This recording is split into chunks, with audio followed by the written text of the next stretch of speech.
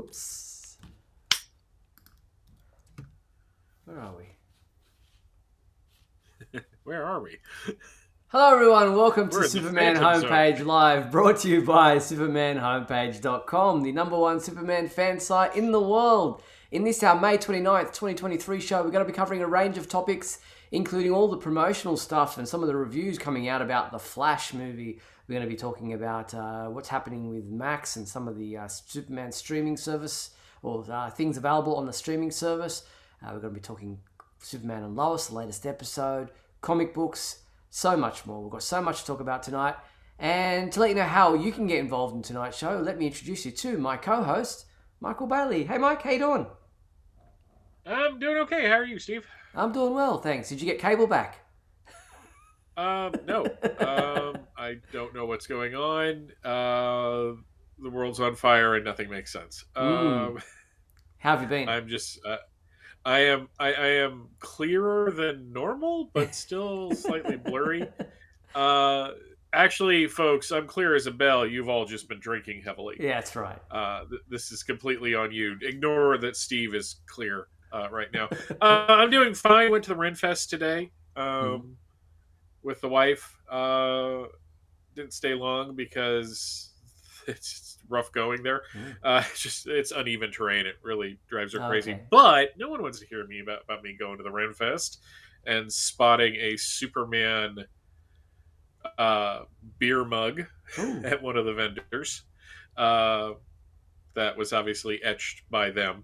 They want to hear about Superman because Superman Homepage Live is all about the Man of Steel. And we want to hear from the people that are watching us live right now on the variety of platforms that you can do that on. Because we're not just on YouTube anymore, folks. Oh, no. But if we don't have too much going on, we take calls. We did last week. And here's how that works. You go to supermanhomepage.com/live and press the call now button. And you'll be placed into the green room where you actually get to watch the show as you're waiting for us to put you on. And if you don't want to do that through your computer, you can always take out your smartphone and do that through the QR code that is next to me. It says scan me. It's pretty self-evident, kind of intuitive. One little thing though, no matter which way you do it, if you are listening to Superman Homepage Live via an external speaker, you need to not do that if you're going to talk to us. You got to have like a headset or a earpiece in because we're on a bit of a delay, and especially on the phone, it causes this weird feedback thing. And if you're too shy to get on the phone or call us tonight, then feel free to post your comments and ask questions in the feed, both on YouTube and on Facebook. There's plenty of folks who are watching us live doing that right now. We appreciate them joining us for this next hour. Please give us a thumbs up or a like, and you can join those folks. Michael and I will look at that feed, react to the questions and comments as we go along. And if you'd like your question or comment featured on the screen during the show, that's called a super chat on YouTube. All you do is click the dollar symbol there, a slider appears, you decide on how much you're willing to donate. We'll feature your comment or question live on the screen. Also, there are super chats, super thanks and super stickers available on YouTube as well. And if you want to support the show, as our fine sponsors and patrons do, Douglas Meacham, John Patrick Van Pelt, and Tina Murray, you can join those fine folks and support the show by clicking the join button on YouTube or going to patreon.com/Superman homepage. Well, Mike, it's been not that busy a week in the world of Superman. There is not a lot going on other than the usual regular things like Superman and Lois episodes, regular comic books. Nothing on the movie front as far as any new rumors or speculation about Superman Legacy. But there is the upcoming movie The Flash, which stars Supergirl in it. And the final trailer for that movie was released this past week. I have a little bit of it here that is relevant to the Supergirl elements. Have a look. This world must die.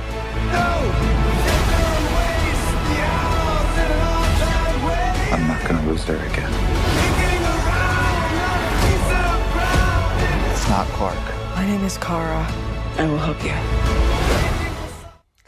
There you go. She actually says her name is Kara. Oh, sorry, I've got you muted for a second. Hang on. Try again. Now, okay. Yeah, there you go. yep, once again, this Flash movie is more about Batman and Superman than it is about the Flash. So, yeah, that's weird how that's working out. Well, there have been some advanced screenings, and I believe there's a premiere tonight in Canada, or was last night, or depending on where you are. And from all accounts, and obviously when they're promoting these things, the people who come out of these screenings are obviously all very positive because they're on camera, and even if they weren't, they're not going to include them in the promos that they're posting online. But from all accounts, it's doing really well from as far as the fan reactions are concerned. I've seen a few critics who have seen early screenings really thinking this is fantastic. So hopefully it's a really good film, regardless of whether it's a Flash film, whether it's a DC Universe film, whatever you might think of it. From all accounts, it's doing really well with polls. Yeah, they've been giving a lot of previews for this movie, more so than I think any of the past films. So that's I guess they're trying to get in front of it. The last two DC films did not do well. Shazam! Fury of the Gods did worse than Black Adam, but Black Adam really didn't do all that well. So I think they're really trying to get in front of this one and try to get as much positive praise so that more people will actually go to the theater to see it. Yeah, fair enough too. And here in Sydney, Australia at the moment, we've got a festival of lights called Vivid, where they do all these great digital displays out in the city in Sydney, where they've got projections on buildings, and they're all very intricate and well planned and well thought out. And they did this drone promotion, which I'm going to show you now, promoting The Flash. Have a look.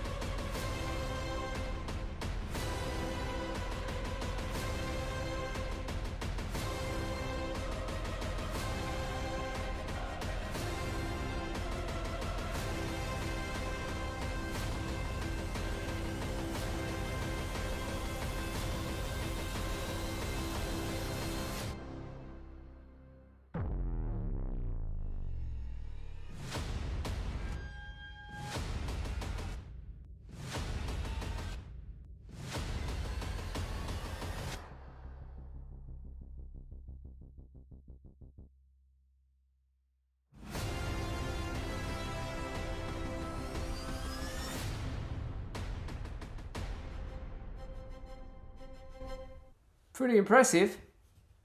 Yeah, that's that requires a lot of intricate planning. I know even I guess all the drones are just changing the lights and flying in different formations. Yeah, well, there's like 1,000 of them up there, and they just light up the ones that are necessary for the particular thing that they're trying to display. Yeah.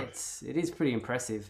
John Patrick Van Pelt has submitted a super chat, which I won't put up on the screen because, John, the question you're asking is very spoiler-ish, so I won't answer that live on the broadcast tonight, but there is rumours along those lines, so you can go through the chat if you're interested in seeing what John asked, but it is in regards to cameos in The Flash, so let's just keep any spoilers in regards to who might be a cameo appearance in this film a secret until a little bit further down the line, because The Flash doesn't premiere in theatres worldwide until June 16th or June 15th here in Australia, but so that week. So it's you've got a little bit of time up your sleeve to kind of keep any spoilers under your hat for those folks who won't get to see it for a while. So let's just hold on to those spoilers for a little bit longer. Yeah, don't worry. It'll get spoiled on TikTok like the day it premieres. So, all right. So that's where things are at with the Flash film. There is a lot of merchandise coming out. A lot of merchandise available up on our website tonight. In about an hour and 20 minutes, you will see all the T-shirts that are available for the Flash film. A lot of them, most of them, with Supergirl on the designs. Some exclusive to Supergirl, so there is lots of promoting happening for not just the Flash, and there are 2 versions of the Flash, maybe a few more in this film, but there's also Batman and Supergirl, and they're obviously the 3 symbols. The Batman symbol, the Supergirl symbol, and the Flash symbol are being used heavily to promote this film, because it's not just about the Flash, but other heroes that come in as needed. So that's what's happening with the Flash film. As I said, nothing new in regards to Superman Legacy. They're still doing all the pre-production stuff and casting auditions. So as soon as we have any information on that front, we will bring you that as well. But if you're in Germany and you're looking to celebrate Superman the movie's 45th anniversary this year, on July 6th, I don't know how you pronounce it, but a theatre in Munster, Germany, Munster in Germany on July 6th at 8 p.m. You'll be able to see Superman the movie on the big screen at the Cineplex there. So €10, I believe, is entry. Something that isn't on the rundown, but does have to do with the Superman movie. Speaking of T-shirts, at the Warner Brothers, the DC store, they have Superman Returns shirts now. You can get it in black and blue with the Superman Returns logo, S symbol. So Wow. I was That's interesting. that popped up in an email, and I was just like, oh, that's cool that they're producing more and more, because it's a print on demand shirt.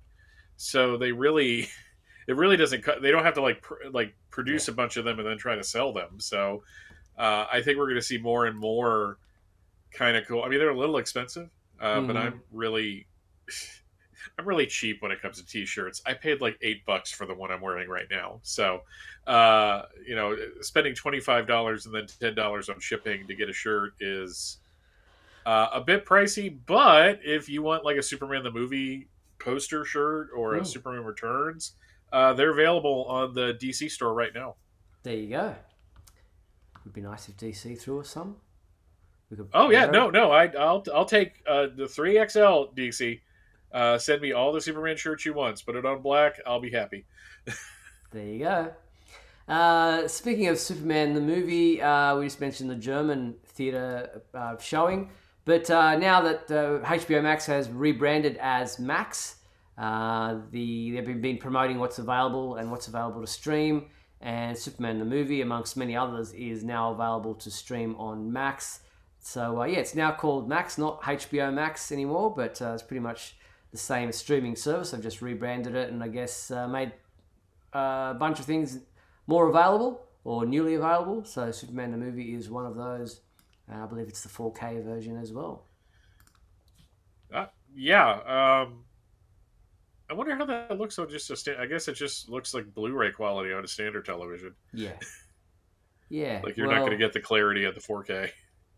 No, well, I mean, they're like on our cable service here on Foxtel, they've got Ultra HD channels, but if you don't have an Ultra HD TV, it says this is not available on your, so yeah, I don't know, I'm not sure actually, because I don't even have a Ultra HD, those channels anyway, but it's an interesting, how does it just look like, I guess, standard definition or 1080p or whatever it might be.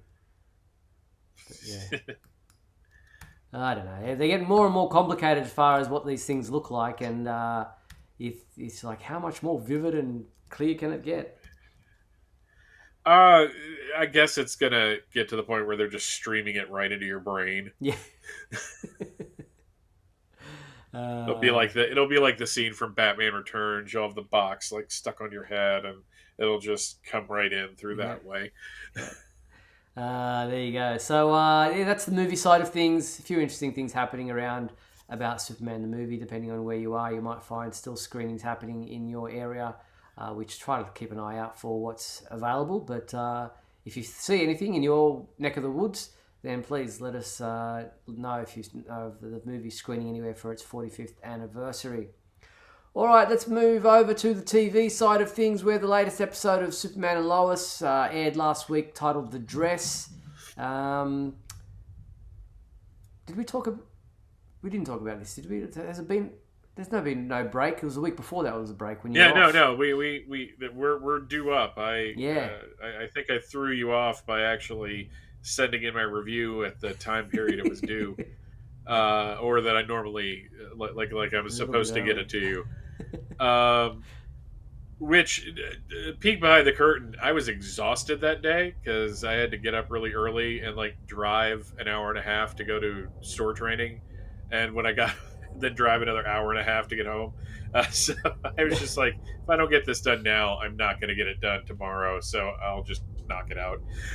I was very happy to see it. I was like, oh, hey, it's there. Okay, I better put it up. So I got that done pretty quickly. But you gave it a 5 out of 5. You said this episode did a fantastic job of balancing the two main storylines and not dropping the ball on either of them. And the two main storylines being Lois's cancer battle, and then the whole Mannheim situation with John Henry and Superman and everything that's going on there. And it does a very good job of balancing both. In the comments, Mind the Gap says this season is getting hard to watch. I don't know if he means that in a good way or a bad way, because it is hard to watch in a lot of ways in that it's pretty emotional stuff, especially with what's going on with Lois. It becomes pretty full on. Hopefully, I'm thinking he means it in that way, because I've been really enjoying this season because it's a very personal story. It's not so much all the super heroics, which maybe a lot of fans are looking for in Superman and Lois and when they're watching a Superman TV show, but I think it shows the depth of the characters. It doesn't have to all be about who he can punch and what he can lift. Yeah, I was shocked that they went where they went with this episode.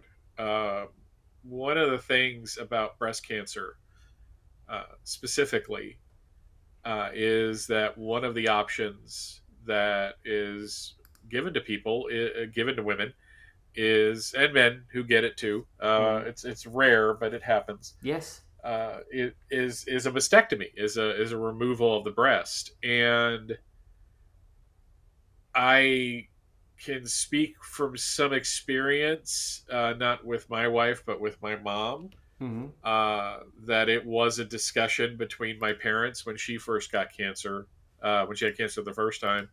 And my mother was very, very adamant about only doing a lumpectomy. She did not want to do a full mastectomy. And because and this episode touched on it, there is a real closeness to womanhood and having breasts. Yeah. Just in society in general. And it's something that is one of the things that isn't as discussed as much about breast cancer when breast cancer is talked about. So the fact that we got Lois having like the concerns and the worry and the just going through the process of that she's going to lose them, and then the discussion she had with Lana where they talked about when they developed breasts and how real that conversation was. The fact that Lana had one came in before the other, which happens. It's just like I'm just like, geez, like you could really tell a woman wrote this episode. Yeah. I'm just saying that right now because there were things in there that Insights. a man, no matter how in touch or how I grew up with 3 older sisters, so it's never going to occur to us to talk about, but they did in this episode, and I thought it was really sweet. We last week we were like, why is it called the dress? And I was just like, I have no idea.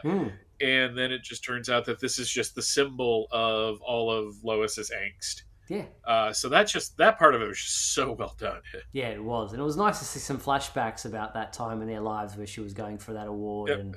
and how it tied into, what she's going through at the moment. And yeah, I mean, I watch it in bed of an evening, and it's usually at a time when my wife's going to bed and she kind of falls asleep while I'm watching it because she doesn't watch it with me. But she was kept lifting her head off the pillow and like checking out what was going on because it was a story, I guess, that kind of, reached out to a lot of women, who were, interested in the conversations that were happening, and yet it didn't lose the men because, as mature men, you're interested in what's going on with your relationships, and that's what I guess this show appeals to, is that it touches on, the adult relationships between a man and a woman, a husband and a wife, a parent, and and then it also has the teen angst and the teen stuff that's going on with, Jonathan and Jordan and Natalie and and Sarah and all the others. So there's a bit of something in there for everyone. And then you got the superheroics with what's going on with Superman and John Henry, and the animosity between them and the villain of the story, and amongst each other. There's just a lot to like about this episode, because it just had a bit of everything, but it really touched on some emotional beats that I thought were really well handled. Yeah, no, and just the whole thing with John Henry and Bruno Mannheim, and how they mirror each other in a lot of ways, because they are both almost zealously and over the top intent on stopping the other, and the fact that Superman negotiated an agreement with Bruno, but because of John Henry, that got thrown out the window, and then John Henry gets thrown off when Sam finds out about it, and then John Henry kills Henry Miller when he didn't have to. Yes, Henry Miller was attacking him, but just the fact that he killed him in that great scene where John Henry's just like, I had to do it. There was no other way, and Superman's like, there's always another way. It's just like we're just they're not dropping the ball on the main bad guy of the season. So, and like you said, the stuff with the teenagers. My favorite part of that was, I'm gonna do it again. If this was Smallville, their argument would have ended when they started defending their own parents. Yeah, that would have been it, and then that would have dragged on for like 5 episodes. And there would have been all these passive aggressive stuff happening. Lana giving Clark a lot of side eye, but because one, they don't have 22 episodes, and two, story structure is different nowadays. They actually stopped. They're like, no, this is about us, and how we feel about each other, and that was kind of sweet. Yeah. Yeah, and I'm glad Jordan and Jonathan kind of made up too. That was kind of nice to see. Yeah, exactly. So a couple of the questions being thrown. John Patrick Van Pelt in the comments has thrown a few at us saying, did the beginning of this episode happen 17 years ago before Jonathan and Jordan were born? Yes. So the dress, the whole thing about the dress and going to the awards was... were they even married at that point? I think they may have been. No, they were They were talking about where they were going to get married, and that's how they right. decided they were going to get married at the Kent farm. Hashtag, by the way, Lois was robbed. Yes, on the awards. Totally robbed on that. She deserved to win the whatever award. It's almost like a Pulitzer. Yes, the Eddie Awards or something like that. I don't know what it was. Yes. Something like that. So, yes, all that happened while they were still dating. So, yes, John, that's when that happened. Do you guys think Bruno Mannheim is putting too much pressure on his son while still being mostly concerned about his wife's cancer? Look, Bruno's relationship with his son is a very complicated one, because Bruno is a father, but he's also a villain. He's also a mob boss, whatever you want to call it. He's also concerned about his wife, but he's also doing everything he can, in any illegal way he can even, to try to cure her. So it's a very complicated situation. And I thought it was very telling that Bruno brought his son down to that bunker or to that level of the building or whatever it was, and even showed him that he's got the Bizarro corpse. It's like, wow, that's a lot of trust going on there for your son, who you never told anything about what you've been doing behind the scenes. Yeah. And now he's just like, it's all in. Yeah, he straight up lied to him. He's like, have you ever killed anybody? And he's just like, how can you ask me that? By the way, if you ever ask somebody, have you ever killed anybody? And their response is, how can you ask me that? The answer is yes. It's just flat out yes. Because if they hadn't killed anybody, they would go, no, I've never killed anybody. Not. What are you talking about? How dare you? So, yeah, that was a very interesting conversation there too. Do you guys think Superman will keep his promise to Bruno Mannheim about seeing his wife? How will it affect Mateo and Natalie moving forward? Superman will do everything in his power to try to make that happen, but whether or not he can, whether it's out of his, reach of possibilities, is I'm sure he can talk to I mean, if it was up to John Henry, it would be no, flat out no. And we saw that conversation between them. It's like he's using her as a bargaining chip for Bruno to divulge everything that he has. And Superman's like, no, these are still people. Even if they are bad people, you know, Mateo's done nothing wrong. He needs to be able to see his mum. You can't, you know, make him the victim in all this. Yeah, this is different from what I was initially worried about, that they were going to like completely humanize Bruno Mannheim, and that Clark and Lois and all of them were going to overlook everything he's done. They're not overlooking everything he's done, but there is such a thing as compassion. And like you said, Mateo has nothing to do with what his parents have done criminally. The kid still deserves to see his mom, especially since she doesn't have that much time left. So it's just kind of one of my favorite moments is that when he hears the DOD approaching, the first thing he says is, "This wasn't me." Yeah. And it's almost like he's really trying to keep that trust with Bruno. Yes. Which is so Superman. Yeah. Like that's the thing I love about this character, is that when he tells you he's going to do something, 9.5 times out of 10, that's his plan. And this Superman, we have seen on several occasions, when he thinks he's doing the right thing, he just does it. Earlier in the season, they were all like, "Well, what are we going to do about this blood?" He just destroyed it. It's just flat out fried it with his heat vision. He's like, "Nope, you don't get this," and I love that. So good. Last question from John is why was John Henry Irons so angry in this episode? Why does he have so many issues with both Superman and Natalie? Well, he's got a lot going on at the moment. Like, this guy tried to kill the version of his sister that is on this world. That's Bruno I'm talking about. Tried to kill John Henry's version of his sister on this world. He threatened his daughter. You know, it's very personal for him.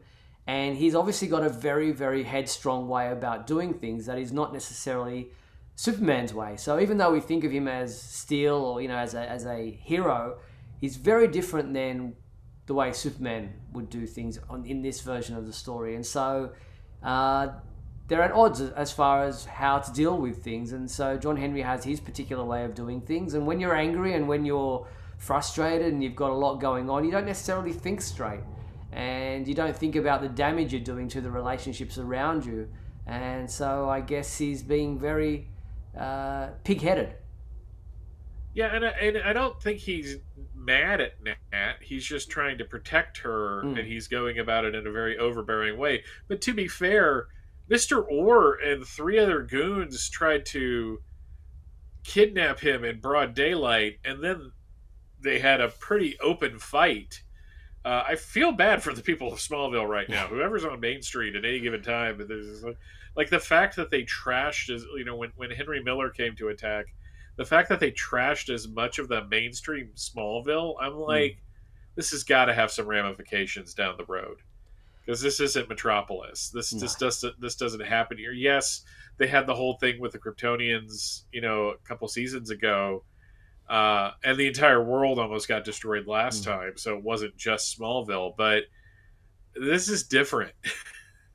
Now, speaking of Henry Miller, was he technically dead, or it's a good question. I think they kept bringing him back, but so he's not a zombie. No, he's just been reanimated or brought back to life. So technically, John Henry didn't kill him that first time.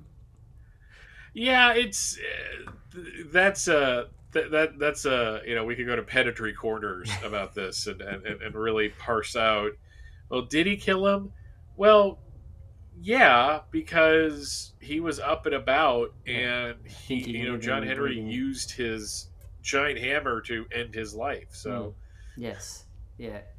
So yeah, there is that. All right, so that was the episode titled The Dress. We now know why that was titled The Dress. That was episode 9 of Season 3. And now Collision Course is the next episode, Season 3, Episode 10. It says Lois attempts to interview Pia in the hopes of unearthing the truth about an old case. while Clark struggles to spend quality time with the boys. Meanwhile, Jonathan and Jordan find themselves at a party where tensions between Sarah and Jordan come to a head. As Kyle's suspicions about a local metahuman grow, Lana must juggle her personal life with a visit from the governor. Finally, Mateo makes a life-altering decision. And I guess it's an interesting one for Mateo because he might decide that he's moving out or no longer going to be living with his parents, or that he doesn't want to be part of what his dad's doing. I guess that's something that we'll probably see happen in this upcoming episode. They'll air tomorrow night there in the US. Yeah, it would be interesting to see him try to his decision is to join his father, because they didn't raise him to be like that. Nope. It seemed like they tried to give him as normal a childhood as humanly possible. Yeah, so interesting what will happen with Kyle with his suspicions about a local metahuman. That's one story that I'm finding a little bit iffy, but yeah. Yeah, it's the one subplot that I'm like, if this was here, if this wasn't here, I don't think we'd miss it. So it's all in how they're going to play it out. Like I said last week, is this going to be Kyle's in to discover the secret? I guess we'll find out in time. So that's the episode of Superman and Lois happening tomorrow night. We look forward to that and look forward to your review later in the week. All right, we're at the halfway mark of tonight's show. We're going to take a quick break. Being the last episode of the month, we do have our super secret soundbite to get through. We've also got fan favourite and This Week in History, which we'll get to right after the break, and the comic book side of things as well. So stick with us, folks. We'll be back right after these messages. We'll be back in a moment with the exciting climax of today's episode. So stand by.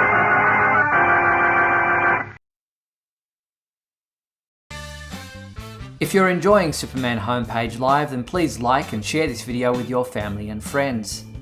Also, if you'd like to subscribe to our YouTube channel, then you can click on the bell to receive notifications whenever we post a new video. You can also join our YouTube membership program, just click the join button below. Or you can become a patron and support our website by going to patreon.com/supermanhomepage.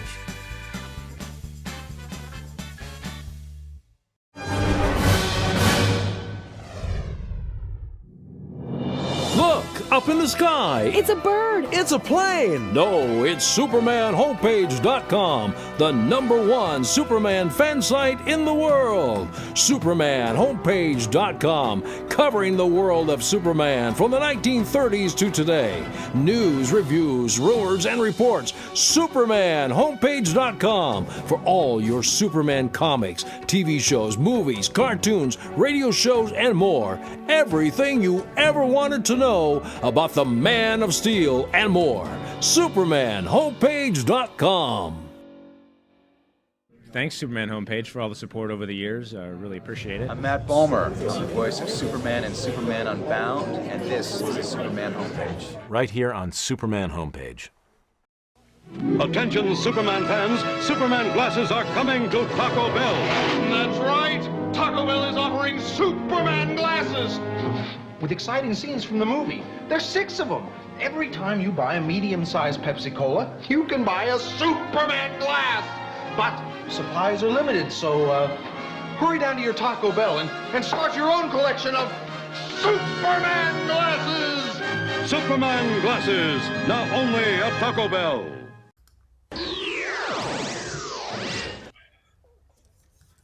And we're back on Superman Homepage Live, where, it's interesting that I played that. It was the next one in line to play this week, but our fan favourite question has something to do with along these lines. So with the fast food collectibles, which we'll get to in a second. But let's jump into the super secret soundbite, since it is, as I said, the last show for the month at the end of May, so here we go. Only one thing alive with less than 4 legs can hear this frequency, Superman, and that's you. Alright, so the super secret soundbite, here was the sound from last month. Impressive, but you still won't win. So you might as well surrender now! Kryptonite-laced nail polish. Isn't it too divine? Under all that steel, just a man. So it was a long one, but a couple of people gets it right. Who were they, and where was that sound from, Michael? Well, that sound came from Brave and the Bold, Season 3, Episode 8, Cheetah and Superman. Yeah, the Triumvirate and the three of Terror, I think it was titled. The what, I'm sorry? I think it's called the Triumvirate of Terror. Yep. That wasn't in the notes. No, sorry. I just noticed that. It's okay. 3 people guessed it correctly. They were Jeremy Crawford, Luke Lizalde, and John Patrick Van Pelt. Congratulations to those 3 people for guessing where in the world of Superman that sound came from. Let's see if more people can guess where this new super secret soundbite comes from. Here is the sound. Listen up. But I'm just an artist. I doodle in the margins of notepads. I daydream about color and form and monster trucks. I live half my life in a fantasy world. You sound perfect. So, do you think you know where in the world of Superman that sound comes from? If you do, go to the Superman homepage website. Under the contact menu, you will find the super secret soundbite entry form. Fill out the form, send your entry in, and we will read out the names of the people who guess where that sound came from when they get it right. So, yes, get involved in the super secret soundbite. Yep. Very good. All right, so that's done. That was the super secret soundbite for this month. I look forward to reading out the names when we return to this segment at the end of next month. But let's jump into This Week in History. Come with me now, my son, as we break through the bonds of your earthly confinement, traveling through time and space. Once again, we're in one of those month-end weeks where there's a couple days of June mixed in with the last days of May, so some of these are a little all over the place, but we hit every year. So 1943, Superman Tim, number 11. I'm guessing this was the year-end one for the school year. You see a bunch of kids running towards vacation, so it's a neat duotone cover. Jumping ahead to 1953, we have Action Comics number 182, The Return of Planet Krypton.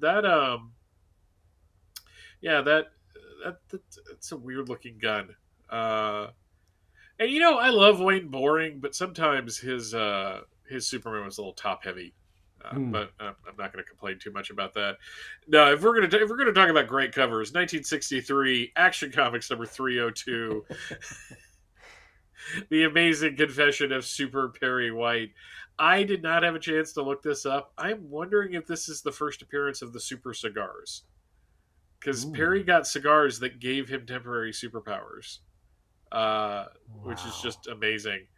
But yeah, I'd be scared if I was Lois and Jimmy as well. What, also, Lois needs to eat something on that cover. Yeah, where is she hiding her gastrointestinal system? Obviously, this was a inspiration to many artists in the 90s, as skinny as they drew the women. Though she's not as top heavy as a 90s woman in comics. Adventure Comics number 310 also came out that same week. I got absolutely nothing on this one. This is just one of those things where you walk into the room, you see what's going on, and you just don't say anything. You just slowly back out. But I love crypto, so anything where he puts some emphasis on crypto, that's cool. 1973, we have Supergirl, number 6. It doesn't look like she is consenting to this. So hopefully, they used to, a couple years ago, I remember people were commissioning artists to do like the 5 second later of a cover. And I'm guessing the 5 second later of this is that dude in a wall, like literally in a wall. Wow. You also had Action Comics number 426. This Classic. is one of those covers. This was in Superman from the 30s to the 70s. So it's like one of those. Well, no, it wouldn't have been. What am I talking about? Because that book came out in 71. But it is a very classic shot of Clark changing into Superman. We also have the Green Arrow and the Human Target. Oddly enough, all 3 of the people on this cover are TV stars. So that's There you go. What a weird world we live in. 1983, we have Adventure Comics number 503, continuing it's the final issue, and it's the final issue not only of the series in general, but also of the digest version of Adventure Comics. So some more reprints of Legion of Superheroes. We also, speaking of digests, have the Best of DC number 40. I now regret not picking this up. I saw this in a comic shop a couple weeks ago when I was in Florida, and I should have grabbed it because that's kind of an amazing cover. I use digests. I think I've joked about this before. I use them now to decide if I need to go get my eyes checked because the print on those things is so small. One of the best issues of DC Comics Presents number 61, where a killer robot is sent to the past to kill somebody that has to do with the future. And if you're like, Mike, that sounds like the Terminator, I'm going to say, one, yes. B, there was also a Harlan Ellison written episode of Outer Limits I was at. And C, this came out like a year before the Terminator. So Len Wein and George Perez were ahead of their time. That's a great issue, by the way. If you haven't read it, go ahead and do it. And Justice League of America number 2. Sorry, is that like a promo for Superman 3 on the cover? Where am I seeing? Down the bottom right corner. Yes. There you go. The movie sweepstakes. So I no longer have a physical copy of that, but I'm sure it was just another. They did a contest for like the first 3 Superman films in the comics. They didn't do one for Superman 4, oddly enough. Make of that what you will. You also had Justice League of America number 218, which has a really cool cover, if nothing else, of the entire team with this giant with a gun. That's just the price of humanity. I love over-the-top covers like this.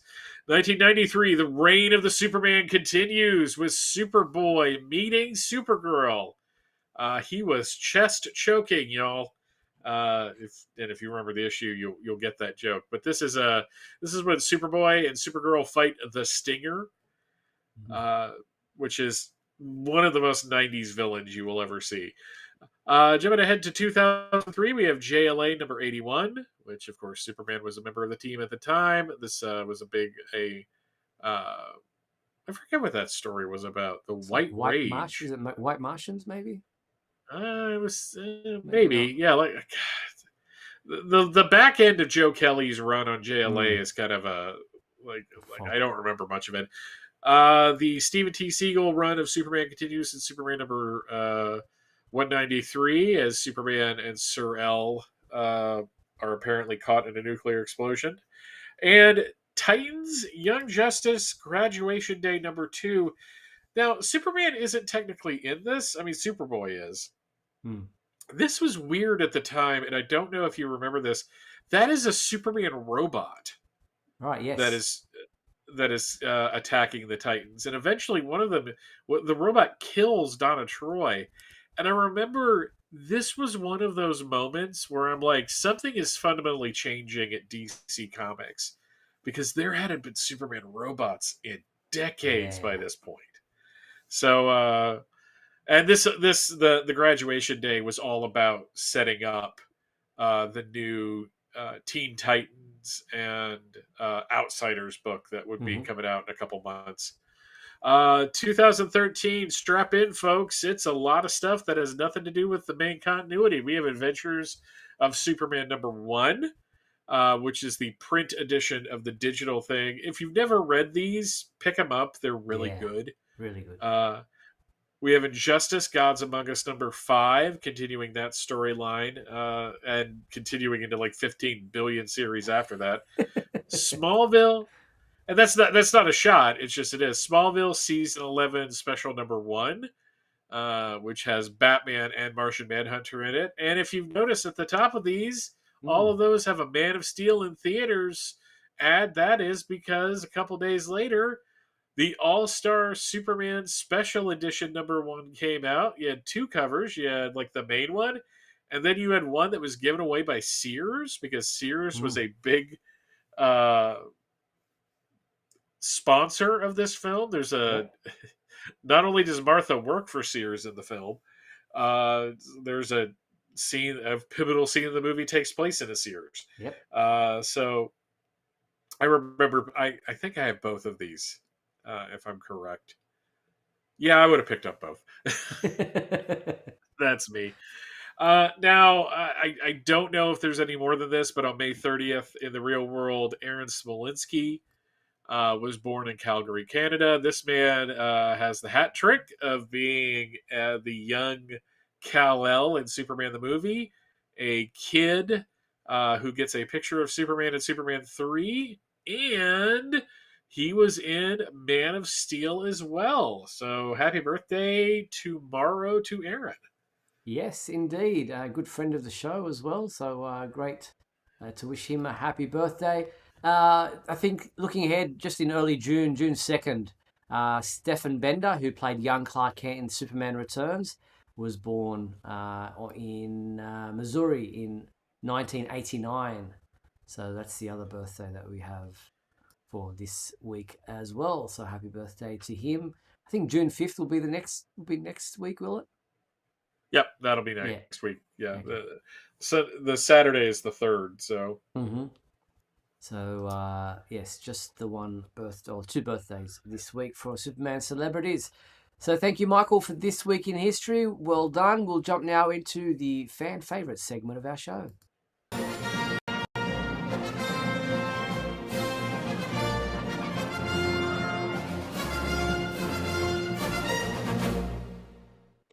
All right, so our fan favourite question from last week, I was going to say last month, was, I'm just trying to find it here. What is your favourite fast food Superman collectible? And I think we only got the one response. Who was that, Michael? That was John Patrick Van Pelt wrote in. He said, for somebody who grew up in 1985, I remember seeing all the time on TV were the Burger King Kids Club and the McDonald's Happy Meal restaurants television advertisements. Grew up especially during those times when TV networks like the WB had Kids WB, and ABC had Disney's One Saturday Morning back then. Happy Memorial in the early 90s as well. Happy Memorial Day to our listeners and hosts of the Superman homepage. Doesn't quite answer the question, but but thank you for your I don't know. entry The one when he mentioned Burger King, I thought maybe he was going to talk about like the Superpowers cups that came out. They did a line where it was Superman, Batman, Wonder Woman, and Darkseid, and they were just little. You had basically the figure of the thing is what held the cup, right? And I was really disappointed because the only time my parents took me to a Burger King to get one, it was Darkseid. I wanted Superman, but I did not get it. So that was my supervillain origin moment, and that is why I am the villain I am today. Oh, wow. See, it's just those moments, those, kind of pivotal moments in a child's life that can turn them either way. But Nostalgic Podblast says he liked the Pepsi glasses from 1978, 1979. He has the set. There are so many different. I'm surprised we didn't get more responses for this one because there have been so many great collectibles from fast food chains over the years. McDonald's, Burger King, some of the others. But I've got some of the ones from McDonald's here in Australia. Let me just quickly grab them from above the camera. So, there goes Lois. So there was a Superman. Oh, that's nice. Yeah, and then there was Lois Lane. And oh wow, we never got any of those. Then there was also Clark Kent and Steel. Oh wow, man! I would have definitely got those if they were in the U.S. The cape comes off the back of it. I remember there was Burger King toys for Superman the animated series. We've run ads for them occasionally during the breaks. And then I remember the weird looks I got when I went into the local McDonald's when they were doing the Superman and the Legion of Superheroes toys. And I was just like, look, I just want to buy the toys. And they're like, we do that, but you want all of them? I'm like, how many you got? And they're like, we've got all 8. I go, I'll take them. And they were just dumbfounded that I wasn't going to come back again and again and again. I was like, would it make you feel better if I ordered a cheeseburger to go along with this? So what did they want for the toys alone? How much? Like $1, $2? It wasn't much. It was like $2-3 a piece. Okay. So it wasn't like I had to pay a lot for them. Yeah. They're in this house somewhere. I have no idea where they are. There you go. Yeah, I've got somebody else mentioned who is it? Kenneth Crowley Jr. says the Superman the Animated Series toys, Happy Meal toys in the 90s were great. I think I've got those somewhere too. I think that's the one where like there's a phone booth where you press the button on the booth and the booth spins around and like Clark Kent's, it opens up and Superman's Clark's changing into Superman on inside. That's a really cool one. Yeah, so, some great memories. There haven't been as many as I think there can be, and I think the only reason there weren't any for Man of Steel was that Hardee's and Carl's Jr. had the rights to it, had the Superman license, and they don't really do toys. But yeah, I was a little surprised that we didn't get more responses for this one either. That was a shock. No problem. But our next question, I think we might have done it again before in the past, but I'd like to see what people... We have a lot of new listeners in recent times. So our new question for the fan favourite question this week is, what is your favourite Superman fridge magnet? So there's been a lot over the years. My fridge is absolutely covered in them. So I might have to take a photo. I'm not going to grab them off, but I'm going to have to take a photo of them all and... bring it in for next week's show. But get involved in the fan favourite question of our show. Send your email to info@supermanhomepage.com. There it is on your screen. What is your favourite Superman fridge magnet? Get involved. We'll show them off when we return to this segment next week. Fan favourite question of our show. There you go. All right. You got some fridge magnets, I'm sure, Michael. Oh, yeah. I've got... they're in a box right now because we had to take them all off a couple years ago, and I never put them back on. But when I was on vacation, I did pick up a couple outside. You know what? You asked me all about the... Did I tell you about the Justice League display at Madame Tussauds? No. In Orlando? Yeah, they had a whole Justice League display. I'll send you the pictures. But it's basically you could sit there and like hold up a helicopter with Superman. Oh yes, it's the same what they did here in Sydney. They did the same thing at Madame Tussauds here in Sydney. Yeah, it's awesome, isn't it? Yeah, so it was actually kind of an impressive setup with the entire thing. So I'll send you those pictures. But yeah, there was some fridge magnets and stuff in the gift shop that I picked up to get some more. Because like you, I can't have enough. You got to cover every square inch of that fridge. Very cool. All right, so there are our regular segments for the show. Let's bring in our good friend Mark Lax, who is joining us again tonight to have a chat. Welcome, Mark. Hey guys, how you doing? Doing well, and yourself? Doing good. Not too bad. Good, very good. All right, so we're going to get into the comic book side of things. This week. Action Comics 1055 came out last week.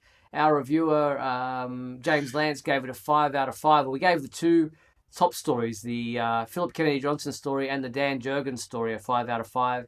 And then the Steel story gave a 4 out of 5. But your impressions of this issue, you're enjoying the fact that we've still got 3 stories happening in Action Comics at the moment, Mark? Oh yeah, it's great. It's... the main book, it's just, it's filled with action, you know, but it's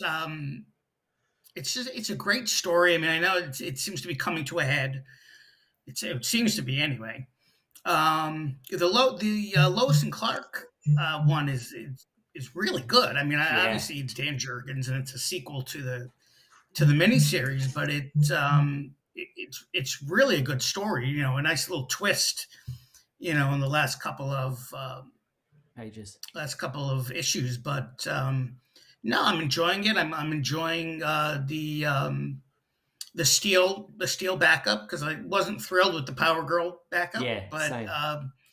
Steel, Steel, the new Steel book is coming out. So, it's really, it's having a good time reading it. Michael, any thoughts before we move on? Sadly, I have it on my Oh, you got iPad, away. and I just have not had a chance to read it yet. Good. But it's not like I've dropped it. I haven't walked away again. This isn't a big dramatic thing. I don't think I'm going to continue with Superman Lost. No. But now I saw the cover to this one, and I'm like, yeah, I was like, okay, I'm gonna buy it. I bought it, and then the week just got away from me. So no, fair enough. Now, speaking of Dan Jurgens, he and Brett Breeding are doing a special signing for CGC Comics, a signature series, hosting an in-house private signing with Dan Jurgens and Brett Breeding. The duo are best known for their work, obviously, on the Superman comic books, especially during the Death of Superman era.